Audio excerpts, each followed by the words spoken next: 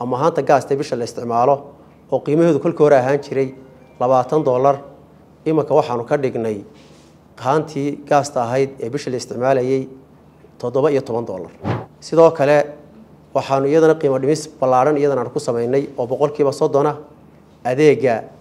lagu isticmaalo ama agabka lagu isticmaalo gaaska oo aanu aad iyo aad u dhiirigelinayno in dadka dhuxusha isticmaala ama dadka aan gaasta isticmaalin inay u jabnaato adeegii ay u fudaato adeegii inay qaataan waxaan u jabinay oo adeegan la gaarsiiyay oo noo suurtageliyay waxaanu aasaasnay terminal gaasta lagu kaydiyo oo aanu ka dhisnay magaalada Berbera ee dekada ee ganacsiga kaydkaas oo ah kayd aad u ballaaran oo dalkeena iyo dalalkeena la shaarka geeska Afrika ku filan kaas ay noo suurtageliyay oo maalgelin badan lagu sameeyay alxamdulillah rabbil caalamiin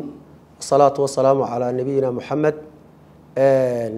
وسلامته دمان halkan ugu horeyn waxaan ka salaamayaa anagoo ah shirkadda Somgas dhamaanba macaamiisha shirkadda Somgas ee gaaskeeda iyo adeegyada isticmaala sidoo kale waxaan halkan salaan iga uga dirayaa shaqaalaweynaha Somgas ee ka shaqeeya shaqadaas qiimaha iyo qaayaha badan ee sida hufan ee kartida lagu shaqeeya shaqaalaha halkan maanta waxa faraxti ah oo idinku yeeray oo mar labaadna idinka islaamiga media iyo maamulka sare shirkadaba arrin aad iyo aad u qiimo badan oo aanu gaarsiinayno oo fariina bulshadeena gaar ahaan macaamiisha isticmaala shirkadda Somgas halka waxa loo leeyahay bushaaro waxaanu ku sameeynay maanta oo idin soo bandhigaynaa laba qiimo dhimisood oo aan ku sameeynay adeega aan iibino ta hore waxa weeyaan gaasta la isticmaalo ama haanta gaasta bisha la isticmaalo oo qiimaheedu kulka hore ahaan jiray $20 imika waxaanu ka dhignay haantii gaasta ahayd ee bisha la isticmaalayay $17 oo laga iibsan doono jannada iyo shirkadda iyo meel kasta oo ay taalo oo adeegga laga qaadan jiray sidoo kale waxaanu iyadana qiimo dhimis ballaaran iyadana aan ku sameynay oo 30% adeega lagu isticmaalo ama agabka lagu isticmaalo gaaska oo aanu aad iyo aad u dhiirigelinayno in dadka dhuxusha isticmaala ama dadka aan gaasta isticmaalin inay u jabnaato adeegii ay u fudaato adeegii inay qaataan gaas ama agabkii inay qaataan gaasta lagu isticmaalayay oo halkii kulka hore sadkaasi uu ka ahaan jiray haanta magaranaysa gaasta lagu isticmaalo $110 waxaanu jibinay 30% waxaanu ka dhignay $77 taasoo ugu tala galnay ina loo soo wareego dadkii dhuxusha macna dhibka badan leh hafsan kala hayd oo gaas ka degdeg badan tahay kana nadaafad badan tahay dhuxushu dalkeena xaalufinaysa in laga soo wareego deegaanka aynu ilaalino ayaan waxaanu ka dhignay sida awgeed 77 haanta yar ee haanta weyn ka yar ee haanta labaada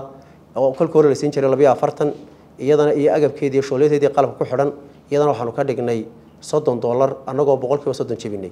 saas oo kale waxaan u jabinay oo adeegan la gaarsiiyay oo noo suurtageliyay waxaanu aasaasnay terminal gaasta lagu kaydiyo oo aanu ka dhisnay magaalada Berbera ee dekada ee ganacsiga kaydkaas oo ah kayd aad u ballaaran oo dalkeena iyo dalalkeena la shaarka geeska Afrika ku filan kaas ay noo suurtageliyay oo maalgelin badan lagu sameeyay waxaan uga mahadnaqayaa maamulka Telesom Group oo mashruucaas ballaaran inoo hirgeliyay halkaasina waa tasawirtay inaanu gaasta jabino kolka hore inoo gaasta ugu sii jabnayn geeska Afrika ayaa haddana ay noqotay imika inuu sii jabinay taas ayaa markaa ma garanaysaa mid ah arinta kale markaa shirkadu halka ku gaadhay waxay noqonaysaa oo maalgelinta iyo jabniinta iyo adeegga hufan baan u sameeynaa inay shirkadu noqoto hormood geeska Afrika shirkadaha bixiya adeegga gaaska sidoo kale waxaanu ujeedada weyn aan leenahay waxa weeyaan inaanu ka hortagno deegaanka xaalufaya oo gaasta loo soo wareego kaasoo soo dhaweynayno cid kasta oo ka qayb qaadata ilaalinta deegaanka iyo way geed kasta oo markaa ma garanaysaa inoo baxay dalkeena ku yaala waxa xaalufinaya oo yareynaya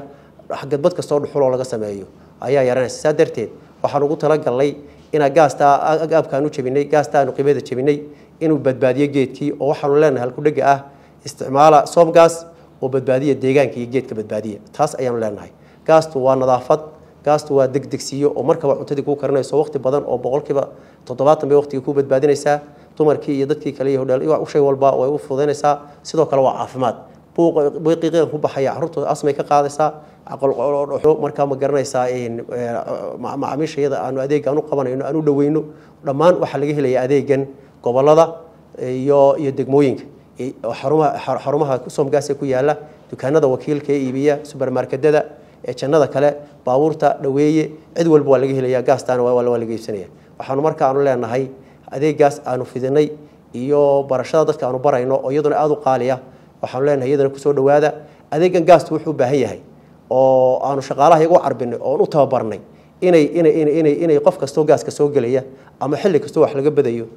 bedelayo inuu badbaado noqdo oo dadka qof kastaba aanu barno sida qalabka isku xirmayo aanu barno sida ay u isticmaalayaan marka wax dareemaan cid la xiriirayaan tababarada aanu siino dadka isticmaala shaqaalaha iyaga aanu siinay kaana heegan baanu nahay waxaanu leenahay ku soo dhawaada shirkadda Somgas ku soo dhawaada qiimo dhimista qaaliga ay sameysay hoos aad loogu dhigay ku soo dhawaada maalgelinta iyo waxyaabaha inoo suurtageliyay waxaan soo dhaweynaynaa cid kasto deegaanka nagala shaqeysa cid kasto oo markaa ma garanaysaa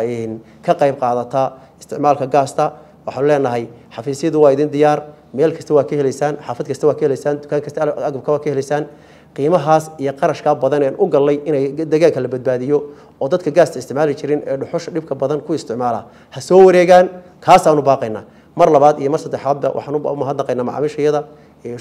media markaa codkan gaarsiinaya iyo shaqaalaweynaha ka shaqeynaya maamulka iyo shirkadda iyo dhammaanba cid kastoo hawsha nagala qayb qaadateen waan soo dhaweynaynaa aad iyo aad baa u mahadsantihiin wabillahi tawfiiq wasalaamu calaykum waraxmatullahi wabarakaatu